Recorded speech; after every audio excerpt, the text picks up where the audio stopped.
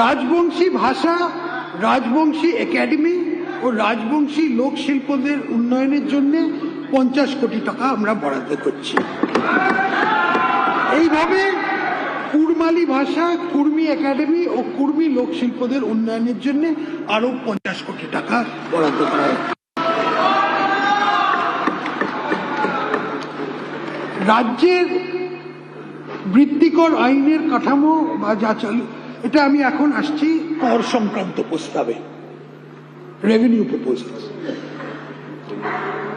রাজ্যের বৃত্তিকর আইনের কাঠামো যা চালু করা হবার সময় থেকে পর্যন্ত আজ মোটামুটি অপরিবর্তিত আছে। এটা হচ্ছে প্রফেশনাল ট্যাক্সের কথা বলছি আমি। বর্তমান অর্থনৈতিক অবস্থা এবং আমাদের করদাতা নাগরিকদের আকাঙ্ক্ষার পরিপ্রেক্ষিতে তার সামগ্রিক পর্যালোচনার প্রয়োজন আছে।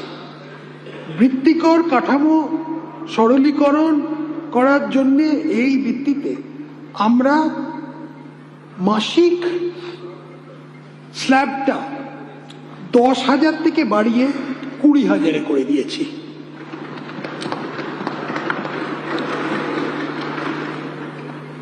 আর আরো গুরুত্বপূর্ণ হচ্ছে যে লোকেদের যারা রিটার্নস দেয় ওটা বছরে একবার দিতে হবে।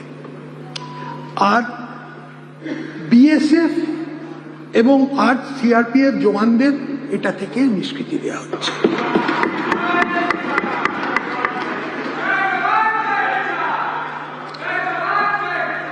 আমাদের সরকারের ইজ অফ ডুইং বিজনেস, আস্থাভিত্তিক শাসন ব্যবস্থা এবং নিয়ন্ত্রক ব্যবস্থার সরলীকরণের জন্য প্রতি দায়বদ্ধতা আরো এগিয়ে নেবার জন্য আমি বৃত্তিকর আইনে শাস্তি হিসেবে কারাবাসের বিধি রদ করে শুধুমাত্র আর্থিক জরিমানার মাধ্যমে কর ফাঁকি রোধ এবং আর্থিক শৃঙ্খলা বজায় রয়েছে, মানে ডিক্রিমিনালাইজ করে দেওয়া হলো।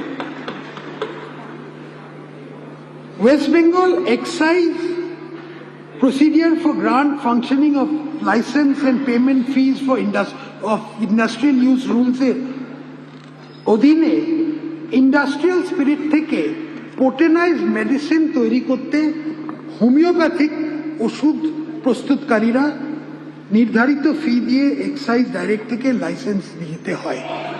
আমাদের মনে হয়েছে যে এই শিল্পে বহু বছর ধরে রাজ্যে অনেক চাকরির সুযোগ এবং অর্থনৈতিক কার্যকলাপ সৃষ্টি করেছে এবং তাদের ওপর লাইসেন্স নেওয়ার এই নিয়মতান্ত্রিক বোঝা এড়ানো সম্ভব।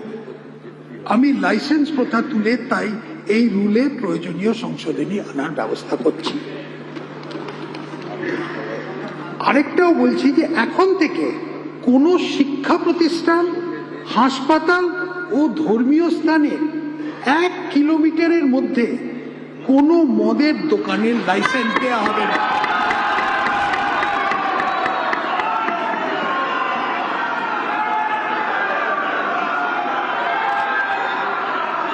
আর কলকাতা পৌরসভা ক্ষেত্রে এই লাইসেন্স দেওয়ার ক্ষেত্রের ন্যূনতম দূরত্ব হবে 500 মিটার।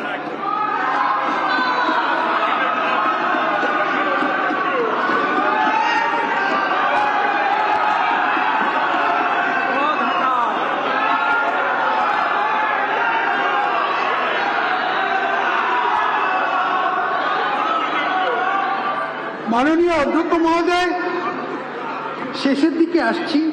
এই বাজেটে আমরা পশ্চিমবঙ্গকে কোন পথে এগোবো তার দিশা নির্ধারণের একটা চেষ্টা করেছি। আমরা সরকার পরিচালনার ক্ষেত্রে বলিষ্ঠ প্রশাসনিক ব্যবস্থা পুনরায় চালু করেছি। আমরা পশ্চিমবঙ্গকে পঙ্গু করে দেওয়া সিন্ডিকেট রাজের অবসান করেছি।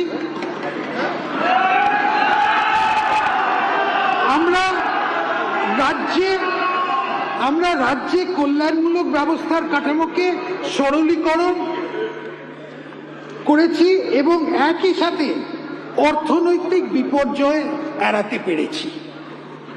আমরা স্টেট পলিসির দিক পরিবর্তন করেছি এবং শিল্প উদ্যোগ বৃদ্ধি, উদ্ভাবন, প্রযুক্তি ও ব্যবসা বাণিজ্যকে আমরা পুরো সমর্থন দিয়েছি।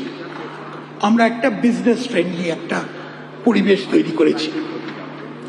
আমরা কেন্দ্রের সঙ্গে নিষ্প্রয়োজনীয় বিরোধের সমাপ্তি ঘটিয়ে ডাবল ইঞ্জিন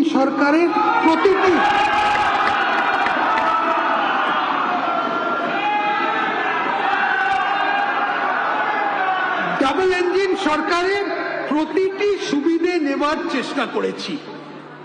আমরা পশ্চিমবঙ্গকে ভারতবর্ষের মানচিত্রে পুনঃস্থাপিত করেছি।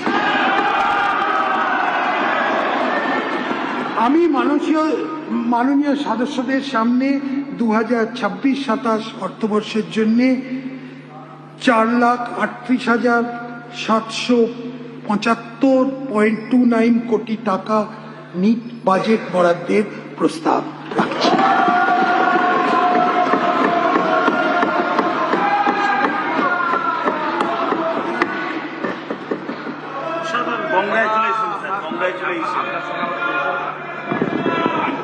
অনেক অনেক ধন্যবাদ মাননীয় মন্ত্রী শ্রী স্বপন দাশগুপ্তকে। পশ্চিমবঙ্গ বিধানসভার কার্যপ্রণালী ও পরিচালন নিয়মাবলীর নিয়ম 212 অনুসারে 25শে জুন 2026 তারিখ বিকেল 5টা পর্যন্ত পশ্চিমবঙ্গ সরকারের 2026-27 অর্থ বছরের ব্যয় বরাদ্দ হ্রাসের প্রস্তাবের নোটিশ এই সচিবালয়ে জমা দেওয়ার শেষ তারিখ ও সময় নির্ধারণ করছি। ব্যয় বরাদ্দ হ্রাসের প্রস্তাবের মুদ্রিত ফর্ম এই সচিবালয় থেকে পাওয়া যাবে। সভার কাজ